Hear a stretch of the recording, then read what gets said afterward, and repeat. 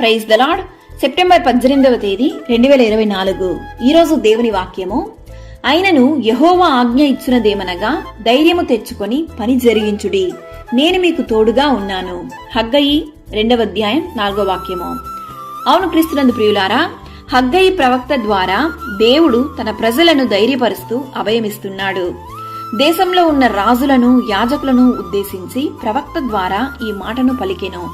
ధైర్యము తెచ్చుకొని పని జరిగించుడి, నేను మీకు తోడై ఉన్నాను అని ప్రవక్త పలుకుచున్నాడు.